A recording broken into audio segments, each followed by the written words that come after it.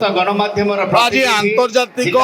जोग दिवस अवसर में ढेंकानाल जोग शिविर अनुष्ठित होता मुख्य अतिथि भाव जोगे खाद्य जोगाण खाउटी कल्याण मंत्री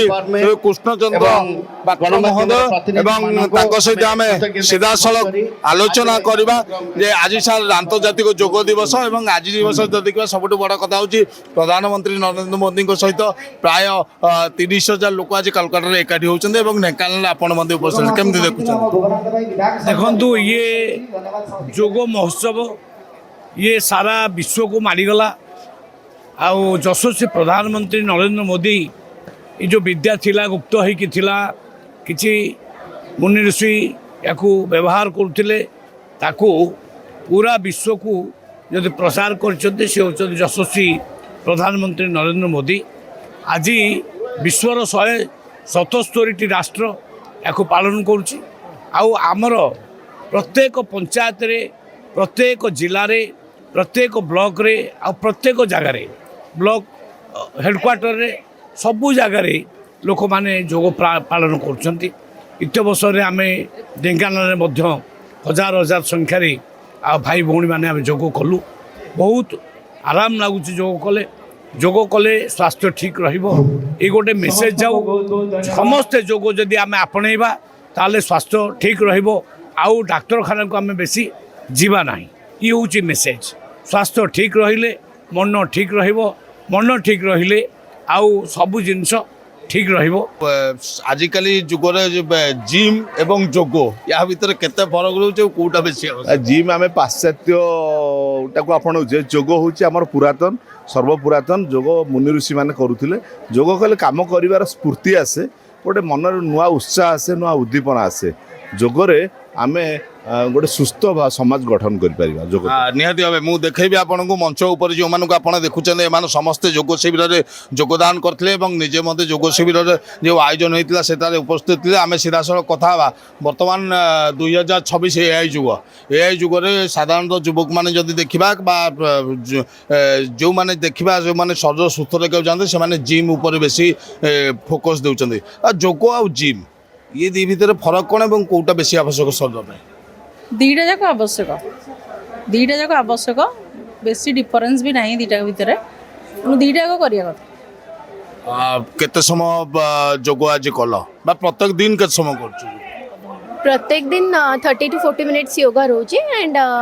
जिम जेहेतु मु जाउची 82 आवर्स रोची वेट लिफ्टिंग वगैरह एबे जहाँ देखा मिलुछि जिम ने मध्य आरंभ रु केवल जोग शिखा वर्तमान गोटे नुआ ट्रेंड है आगुरी केवल मेसिनरी यूज होता वुमेन जिम रे हमरो 2 डेज योगा डेज रखुछु हमरो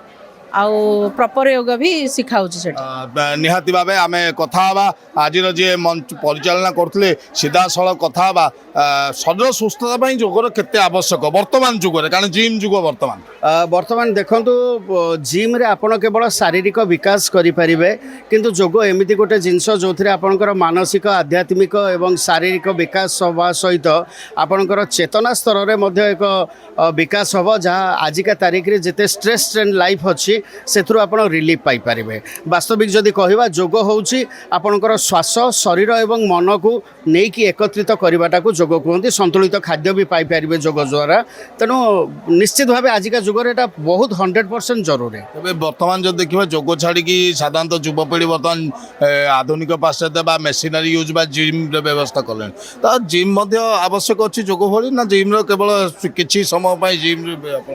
नहीं जिम आवश्यकता अच्छी सबू जिनसर आवश्यकता अच्छी किंतु आम तो ये गोटे कंपैरिजन करि परिबानी शरीर को सुस्थ रखापी हेले आमर जो एक्सरसाइज दरकार आटिट्यूड दरकार रेस्ट दरकार न्यूट्रिशन दरकार केवल जिम रे गले आपण एक्सरसाइजटा करें एवं न्यूट्रिशन टी करें बा रेस्ट करें किंतु जो आटिट्यूड जो आपणकर जो प्रकृति सेटा को नियंत्रण करेंगे आपणकर मन द्वारा आपणकर चेतना द्वारा आपणकर चिंता द्वारा जोटा केवल जोग द्वारा संभव हो पार जोटा जिम रे आपाततः मिले ना निहाती भाव गोटे भल कथा कहते सबकि जोग सहित जिम आवश्यकता अच्छी जोग सहित अन्य क्रीडार आवश्यकता अच्छी किंतु जोग द्वारा आपण शरीर सुस्थ हो पार सीधा साल कथा जोगर प्रशिक्षक जे मोटामोटी भाव कहतु केते समय दिन को जड़े जोग कर आवश्यक अच्छी मिनिमम केते समय प्रतिदिन अति कम रे जदि आमे 15 मिनट भी कले आमर बहुत लाभ अच्छी किंतु घंटाटे आमर समय रखा जाइछि ସେଥିରୁ ଆମେ ଅଧଘଣ୍ଟେ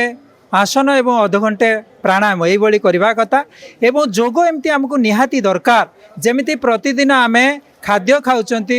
एक जाउचंती एवं झाड़ा जाउचंती सेमिति प्रतिदिन भारतीय मानकु जोग निहाती दरकार सेतिपाई ऋषि मुनि माने पतंजलि मुनि को बहुत बहुत धन्यवाद आमे सी जो पतंजलि मुनि तैयारी करिसंती आम पाई ए जो जोग शास्त्र सेही शास्त्र को आमे निश्चित भाव में समस्ते भारतीय माने सम्मान दबा आमर वेद जोग गीता गोमाता पृथ्वी माता ये समस्त को सम्मान देवा एवं जिम जो जाऊे आम से खाली शारीरिक वृद्धि हम किंतु जोगरे आमर मानसिक